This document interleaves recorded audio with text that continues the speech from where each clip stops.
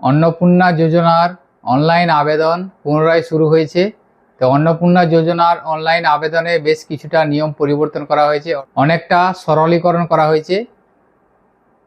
তো আজকের ভিডিওর মাধ্যমে আমি আপনাদের দেখাবো যে কিভাবে আপনারা অন্নপূর্ণা যোজনার জন্য অনলাইনে আবেদন করবেন, তারই সম্পূর্ণ প্রসেস স্টেপ বাই স্টেপ জানতে পারবেন এবং কি কি ডকুমেন্টস লাগবে।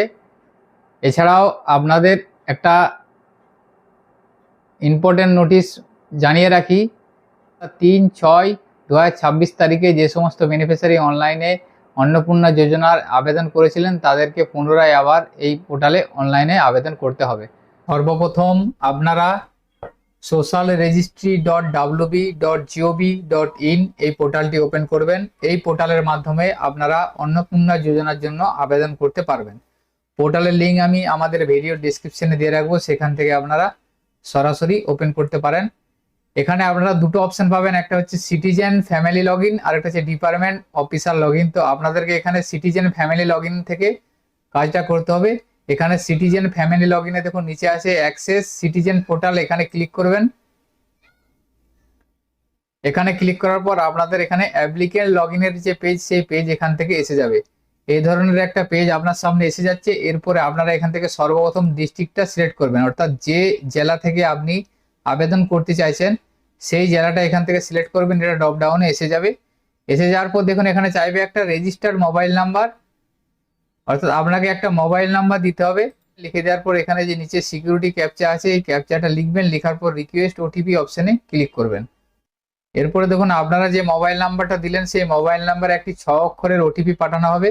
এখানে ওটিপিটা লিখবেন আপনারা ইন্টার 6 ডিজিট ওটিপির জায়গায়। লেখার পর ভেরিফাই অ্যান্ড কন্টিনিউ অপশনে ক্লিক করবেন। এরপরে আপনার সামনে ফ্যামিলি ডেটা কালেকশন যে পেজ, সেই পেজটা এসে যাবে। এখান থেকে আপনাকে অ্যাপ্লিকেশনটা কয়েকটা স্টেপে করতে হবে। Basic information, ration card, food subsidy, asset, income এবং আইডেন্টিটি ডকুমেন্টস, গভর্নমেন্ট স্কিম, এই স্টেপ বাই স্টেপ আপনারা ফর্মটা ফিল আপ করবেন। সর্বপ্রথম এখানে দেখুন বলা আছে হেড অফ ফ্যামিলি। তো তার আগে বলে রাখি আপনারা চাইলে এখানে আপনারা বাংলাতেও ফর্মটা ফিল আপ করতে পারেন। সেক্ষেত্রে দেখুন নিচের দিকে ল্যাঙ্গুয়েজ আছে, ল্যাঙ্গুয়েজে ক্লিক করলে আপনাদের কাছে এখানে বাংলা এবং ইংলিশ দুটো অপশানই এসে যাবে। তাহলে আপনাদের সুবিধা হবে, এখানে ল্যাঙ্গুয়েজটা আপনারা সর্বপ্রথম বাংলায় করে নেবেন, তাহলে আপনাদের বাংলা এবং ইংলিশ দুটোই এসে যাবে। এবং আপনারা প্রত্যেকটা স্টেপ ফিল আপ করার পর আপনারা এখানে সেভ ড্রাফট যে অপশনটা আছে এই ড্রাফটে সেভ করে নেবেন, কারণ সার্ভার যে কোনো সময় এরর বা প্রবলেম হতে পারে। সেক্ষেত্রে আপনাদের অ্যাপ্লিকেশনটা সম্পূর্ণ আবার প্রথম থেকে করতে হবে। সেই জন্য আপনারা যখন ড্রাফটে সেভ করে রাখবেন তাহলে যতটা পর্যন্ত আপনারা সেভ করবেন সেই ডেটাটা আপনার সেভ থেকে যাবে। তাই প্রত্যেকটা স্টেপে আপনারা সেভ ড্রাফট করে নেবেন। তো প্রথমেই দেখুন আছে head of family. Head of ফ্যামিলির ডিটেলসটা দিতে হবে। হেড অফ ফ্যামিলির বেসিক ইনফরমেশনটা আপনাকে দিতে হচ্ছে। HOF নেম অ্যাজ পার আধার, অর্থাৎ আধার কার্ডের নাম অনুযায়ী পরিবারের যিনি প্রধান তার নামটা এখানে লিখে দেবেন। লিখে দেওয়ার পর এখানে আছে দেখুন ডেট অফ বার্থ। এখানে পরিবারের প্রধান যাকে সিলেক্ট করছেন সেই পরিবারের প্রধানের ডেট অফ বার্থটা এখান থেকে আপনারা ক্যালেন্ডারে সিলেক্ট করে লিখে দেবেন। এরপরে দেখুন জেন্ডার। জেন্ডারটা আপনারা পরিবারের প্রধান যাকে দিচ্ছেন তার জেন্ডারটা এখান থেকে সিলেক্ট করবেন। এরপরে ক্যাটাগরি, অর্থাৎ ওই পরিবারটা কোন ক্যাটাগরি থেকে বিলং করছে সেটা এখান থেকে সিলেক্ট করবেন। যদি জেনারেল হয়ে থাকে তাহলে UR সিলেক্ট করবেন। SC ST OBC যেগুলো আছে সেটা আপনারা সিলেক্ট করে নেবেন। সিলেক্ট করে নেওয়ার পর দেখুন হচ্ছে কন্ট্যাক্ট নাম্বার। এখানে একটা কন্ট্যাক্ট নাম্বার দিতে হবে। কন্ট্যাক্ট নাম্বারটা আধার লিঙ্কেড মোবাইল নাম্বার, অর্থাৎ পরিবারের যিনি প্রধান তার আধার কার্ডে যে মোবাইল নাম্বারটা যুক্ত করা আছে সেই মোবাইল নাম্বারটা এখানে আপনারা লিখে দেবেন। লিখে দেওয়ার পর এখানে টোটাল নাম্বার অফ ফ্যামিলি, অর্থাৎ ওই ফ্যামিলিতে টোটাল কতজন মেম্বার সেই নাম্বারটা এখানে আপনারা লিখে দেবেন। লিখে দেওয়ার পর এখানে দেখুন নিচে আছে ডিসেবিলিটি স্ট্যাটাস, অর্থাৎ এখানে প্রতিবন্ধী যদি হয়ে থাকে ফ্যামিলির কেউ তাহলে এখানে হাঁ করবেন। হাঁ করলে সেখানে সেই প্রতিবন্ধী সার্টিফিকেট, ডিসেবিলিটি সার্টিফিকেট সেটা এখানে আপলোড করতে হবে। 50 থেকে 200 KB মধ্যে JPG বা PNG যে কোনো ফরম্যাটে আপনাকে এখানে আপলোড করতে হবে। যদি প্রতিবন্ধী না হয়ে থাকে তাহলে এখানে নো করে দেবেন, তাহলে আপনাকে কিছু আপলোড করতে হচ্ছে না। এরপরে নিচের দিকে যাবেন। নিচের দিকে দেখুন এখানে আছে আধার ডিটেলস। এখনো পর্যন্ত আপনারা পরিবারের প্রধানের ডিটেলসটা ফিল আপ করছেন, এটা ভালোভাবে আপনারা ফলো করবেন এবং ভিডিওটি ভালোভাবে দেখবেন। পরিবারের প্রধানের আধার নাম্বারটা এখানে লিখে দিবেন।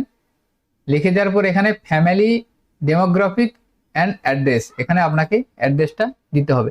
প্রথমে বলেছে দেখুন স্থায়ী ঠিকানা বা পার্মানেন্ট অ্যাড্রেস, এখান থেকে ওই পরিবারের স্থায়ী ঠিকানা সেটা লিখে দেবেন। ভিলেজ, পোস্ট অফিস, এইভাবে আপনারা এখানটা লিখে দেবেন। লিখে দেওয়ার পর এখান থেকে ডিস্ট্রিক্টটা সিলেক্ট করা আছে, যেহেতু আপনি ইনফরমেশন দিয়ে প্রবেশ করেছিলেন। এরপরে এরিয়াটা আপনারা এখানে সিলেক্ট করবেন, যদি আপনারা গ্রাম অঞ্চলের হয়ে থাকেন বা পঞ্চায়েত এরিয়ার বাসিন্দা হয়ে থাকেন তাহলে রুরাল করবেন, এবং মিউনিসিপ্যালিটি হলে আরবান করে দেবেন। এরপর এখান থেকে পিনকোড নাম্বার আপনার এখান থেকে এসে যাবে, ওই জেলাতে যতগুলো পিনকোড আছে সেই পিনকোড নাম্বার আপনার এখান থেকে এসে যাচ্ছে, সেই পিনকোড নাম্বারটা আপনারা এখান থেকে সিলেক্ট করে নেবেন। পিনকোডটা সিলেক্ট করার সাথে সাথেই আপনাদের দেখুন এখানে পোস্ট অফিসটা এখানে ওপেন হয়ে যাচ্ছে। এখান থেকে ওই পিনকোডে যতগুলো পোস্ট অফিস আছে সমস্ত পোস্ট অফিস এখান থেকে আপনার এসে যাবে। ডান দিকে পুলিশ স্টেশন আসবে, এখান থেকে আপনারা পুলিশ স্টেশনটা সিলেক্ট করে দেবেন। পুলিশ স্টেশন সিলেক্ট করার পর এখান থেকে দেখুন আপনার ব্লক এসে যাবে, যদি মিউনিসিপ্যালিটি হয়ে থাকলে মিউনিসিপ্যালিটি আসবে, এখান থেকে ব্লকটা আপনারা সিলেক্ট করবেন। তারপরে এখান থেকে আপনার গ্রাম পঞ্চায়েত এসে যাবে, গ্রাম পঞ্চায়েতটা আপনারা সিলেক্ট করে নেবেন। এটা ড্রপ ডাউনে অটোমেটিক এসে যাবে পিনকোড নাম্বার দেওয়ার পরই, সেটা আপনারা এখান থেকে সিলেক্ট করে নেবেন। সিলেক্ট করে নেওয়ার পর এখানে ভোটার কার্ড ডিটেলস, এখানেও পরিবারের যিনি প্রধান আছে তার ভোটার কার্ডের বিবরণ দিতে হবে। এখান থেকে এপিক নাম্বার অর্থাৎ পরিবারের প্রধানের ভোটার কার্ড নাম্বারটা এখানে লিখবেন। লেখার পর অ্যাসেম্বলি কনস্টিটিউশনসি অর্থাৎ বিধানসভা ক্ষেত্র ডিটেলস এখানে লিখবেন। এখানে বিধানসভা ক্ষেত্র আপনারা এখান থেকে সিলেক্ট করে নেবেন। ক্লিক করলে আপনাদের ড্রপ ডাউনে বিধানসভা এসে যাবে, আপনারা এখানে নাম্বারটা দিয়ে দেবেন। নাম্বার দেওয়ার পর আপনার বিধানসভাটা এখান থেকে শো করে যাবে। বিধানসভাটা এইভাবে সিলেক্ট করবেন। সিলেক্ট করার পর দেখুন পাশে নাম্বারটা এসে যাবে। এরপর আপনারা পার্ট নাম্বারটা দেবেন, অর্থাৎ আপনারা যে ভোট দেন যে ভোটার কেন্দ্রে সেই ভোটার কেন্দ্রের পার্ট নাম্বারটা এখানে লিখে দেবেন। তো এইভাবে আপনারা প্রথম স্টেপটা ফিল আপ করবেন। ফিল আপ করার পর সেভ ড্রাফট অপশনে ক্লিক করবেন, ড্রাফটে সেভ করবেন। তারপরে আপনারা এখানে নেক্সট অপশনে ক্লিক করবেন। তো আপনারা এখানে যখনই আধার নাম্বারটা এখানে লিখবেন দেখুন আধার কার্ড আপলোডের অপশন এসে যাচ্ছে। এখান থেকে আপনাদেরকে আধার কার্ডটা আপলোড করতে হবে 50 থেকে 200 কেবির মধ্যে। ফাইল আপনারা জেপিজি বা পিএনজি ফরম্যাটে এখানে আপলোড ফাইলে ক্লিক করে আপনারা আধার কার্ডটা আপলোড করে নেবেন। এখানে দেখুন আমি আধার কার্ড আপলোড করলাম, এই জন্য আধার আপলোড সাকসেসফুল এসে যাচ্ছে, এবং এখানে ভিউ অপশনে ক্লিক করে আপনারা দেখে নিতে পারবেন যে কি ডকুমেন্টস আপনার আপলোড হলো। তো এরপরে দেখুন এখানে এপিক নাম্বার দেওয়ার সাথে সাথে আপনাদের এখানে আপলোডের একটা অপশন খুলে যাবে। এখান থেকে আপনারা ওই পরিবারের যিনি প্রধান তার এপিক কার্ড বা ভোটার কার্ডটা এখানে আপলোড করে দেবেন, সেম একইভাবে 50 থেকে 200 কেবিতে।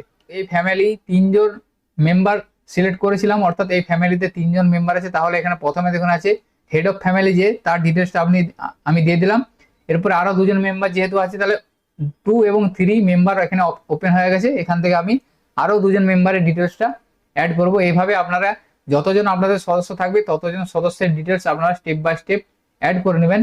এখানে অ্যাড মেম্বারে ক্লিক করে আরো চাইলে আপনি অ্যাড করতে পারেন। আমার যেহেতু এই পরিবারে 3 জন আছে তাহলে আপনার হেড অফ ফ্যামিলিকে নিয়ে 3 জন, সেজন্য আরো 2 জনকার ডিটেলস আমি অ্যাড করে নিচ্ছি। তো এরপরে আমি মেম্বার 2তে ক্লিক করলাম। মেম্বার 2তে ক্লিক করার পর আমার এখানে একটা অপশন এসেছে মেম্বার টাইপ। মেম্বার যদি প্রাপ্তবয়স্ক হয়ে থাকে তাহলে এখানে সিলেক্ট করবেন, যদি মেম্বার শিশু হয়ে থাকলে তাহলে এখানে শিশুতে সিলেক্ট করবেন। তো আমার মেম্বার যেহেতু প্রাপ্তবয়স্ক সেজন্য এখানে প্রাপ্তবয়স্ক করলাম। করার পর এখানে দেখুন সেই দ্বিতীয় মেম্বারের ইনফরমেশন এখানে দিতে হবে, বেসিক ডিটেলস। এখানে প্রথমে আছে নাম অ্যাজ পার আধার নাম্বার, আধার অনুযায়ী দ্বিতীয় মেম্বারের নাম দিবেন, এবং এখান থেকে সম্পর্কটা সিলেক্ট করবেন। ওই পরিবারের প্রধানের সাথে এই দ্বিতীয় মেম্বারের কি সম্পর্ক সেটা এখান থেকে সিলেক্ট করে নেবেন। ডেট অফ বার্থ, এখানে দ্বিতীয় মেম্বারের ডেট অফ বার্থ দিবেন। দ্বিতীয় মেম্বারের জেন্ডারটা সিলেক্ট করে নেবেন। যদি ধরুন পরিবারের প্রধান স্বামী হয়ে থাকে তাহলে দ্বিতীয় অপশানে তার স্ত্রী হবে, সেটা এখান থেকে সিলেক্ট করে নেবেন। এরপর এখান থেকে ক্যাটাগরিটা সিলেক্ট করবেন। ক্যাটাগরি সিলেক্ট করার পর এখানে কন্ট্যাক্ট নাম্বার, অর্থাৎ দ্বিতীয় মেম্বারের আধার কার্ডে যে মোবাইল নাম্বারটি যোগ করা আছে সেই মোবাইল নাম্বারটি এখানে লিখে দেবেন। এরপর ওই দ্বিতীয় মেম্বারের যে ডিটেলসটা ফিল করছেন সেই দ্বিতীয় মেম্বার যদি প্রতিবন্ধী হয়ে থাকে তাহলে হাঁ করবেন, না হলে এটা নো বা না করে দেবেন। এখানে দেখুন যে আধার কার্ড ডিটেলস, এখানে দ্বিতীয় মেম্বারের আধার কার্ড নাম্বারটা লিখবেন। লেখার পর ওই দ্বিতীয় মেম্বারে আধার কার্ডটা আপলোড চাইবে, এখানে আধার কার্ডটা আপলোড করে দেবেন।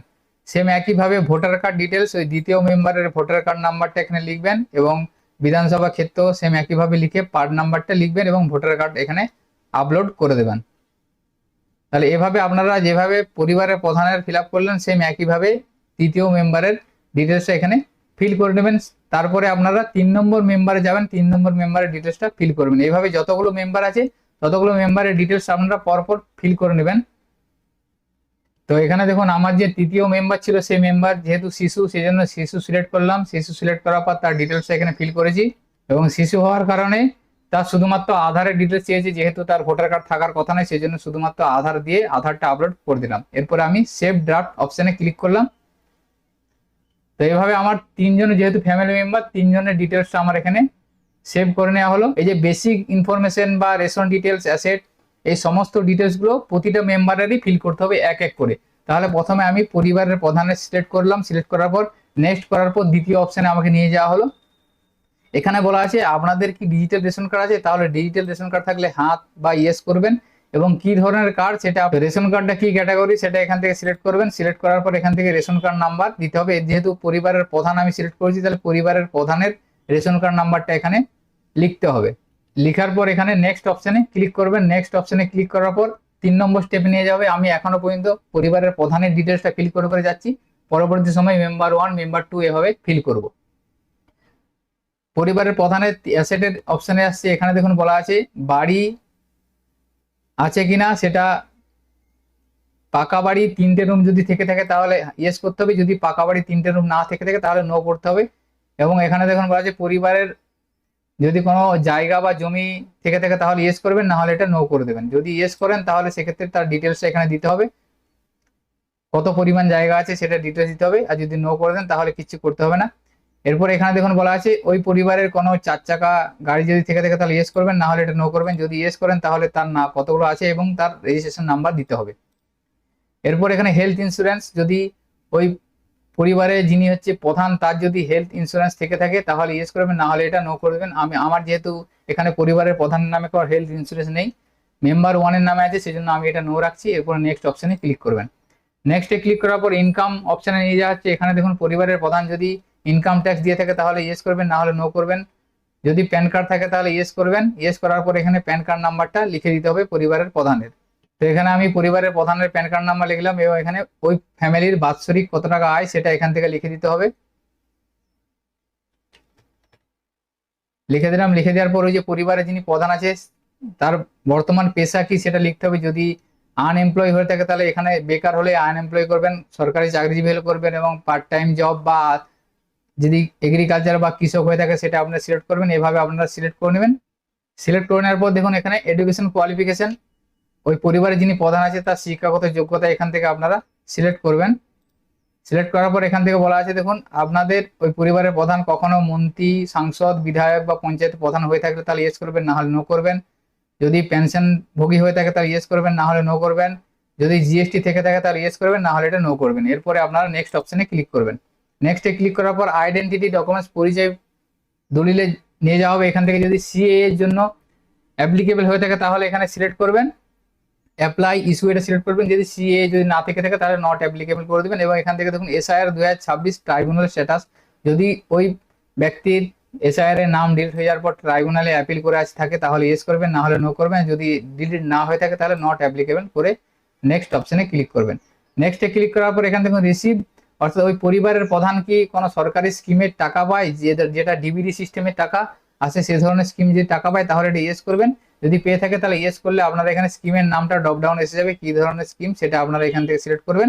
যদি কোনো স্কিমের টাকা না পেয়ে থাকে তাহলে এখান থেকে আপনারা সরাসরি নো করে দেবেন। নো করে দেওয়ার পর আপনাদের পরিবারে যিনি প্রধান তার ডিটেলসটা আপনারা এখানে কমপ্লিট হয়ে গেল। এটা আপনারা ড্রাফটে সেভ করে নেবেন, সেভ এস ড্রাফট করে নেবেন। তাহলে আপনাদের প্রথম স্টেপটা কমপ্লিট হয়ে যাচ্ছে, যিনি হচ্ছে পরিবারের প্রধান তার সম্পূর্ণ স্টেপগুলো কমপ্লিট হয়ে গেল। এরপর আপনারা মেম্বার 2-তে যাবেন। মেম্বার 2-তে সেম একইভাবে যাবেন। মেম্বার 2 যদি শিশু হয়ে থাকলে শিশু টিক দিবেন, এবং প্রাপ্তবয়স্ক হয়ে থাকলে প্রাপ্তবয়স্কে টিক দিবেন। এরপরে আপনারা স্টেপ বাই স্টেপ যেভাবে পরিবারের প্রধানের ফিল আপ করলেন সেম একইভাবে পরপর স্টেপ অনুযায়ী income, asset, identity, government scheme সমস্ত কিছু স্টেপ বাই স্টেপ আপনারা ফিল করে নেবেন। সেম একইভাবে 3 নম্বর যে ব্যক্তি আছে সেই ব্যক্তিরও ডিটেলস এখানে ফিল করবেন। অর্থাৎ পরিবারের প্রধানের যেভাবে স্টেপ বাই স্টেপ করলেন বাকি 2জন মেম্বারেরও করবেন। যদি 2জনের বেশি আরো মেম্বার থাকে সেই মতো আপনারা করবেন। সমস্ত মেম্বারের ডিটেলসটা আমি দেখাচ্ছি না, তাহলে ভিডিওটা অনেকটা লং হয়ে যাবে। তাহলে সেম একইভাবে আপনারা ডিটেলসটা ফিল করে নেবেন। তো এখানে দেখুন আমি একটা জিনিস বলে রাখি, পরিবারের প্রধান যেহেতু পুরুষ সেজন্য এখানে অন্নপূর্ণা যোজনা অ্যাপ্লাইয়ের অপশনটা আসেনি। পরিবারের যিনি দ্বিতীয় সদস্য তিনি 25 থেকে 26 বছর বয়সী মহিলা, সেই জন্য এই অন্নপূর্ণার অপশনটা এসে যাচ্ছে। এখান থেকে আপনারা সিলেক্ট করবেন ওই ব্যক্তি অন্নপূর্ণা যোজনার জন্য আবেদন করতে চান কিনা। যদি আবেদন করতে চান তাহলে ইয়েস করে দেবেন। যেহেতু 25 থেকে 60 বছরের মহিলা সেই জন্য এই অপশনটা আসছে, এখান থেকে ইয়েস করতে হবে। অর্থাৎ যে ব্যক্তি পরিবারের যে ব্যক্তি অন্নপূর্ণার জন্য আবেদন করবেন তার ক্ষেত্রে ইয়েস করতে হবে। একটা পরিবারে 2জন বা 3জনও আবেদন করতে পারেন। এরপরে ওই মহিলা যদি লক্ষ্মীর ভান্ডার পেয়ে থাকে তাহলে এখানে রিসিভ গভর্নমেন্ট স্কিম এখানে ইয়েস করবেন। ইয়েস করার পর এখানে স্কিমটা আপনারা এখানে লক্ষ্মীর ভান্ডার লিখে দেবেন। লক্ষ্মীর ভান্ডার লিখে দেওয়ার পর এখান থেকে আপনারা লক্ষ্মীর ভান্ডার বন্ধ করতে চান তাহলে ইয়েস করবেন। ইয়েস করার পর আরো যদি কোনো প্রকল্প পেয়ে থাকে ওই বেনিফিশিয়ারি, তাহলে এখানে আপনারা অ্যাড অ্যানাদার স্কিম করবেন। এরপরে আপনারা ড্রাফটে এটা সেভ করে নেবেন। তাহলে আমার দুটো ডিটেলস সেভ হয়ে গেলো। এইভাবে আমি 3 নম্বর ডিটেলসটাও সেভ করে নিচ্ছি।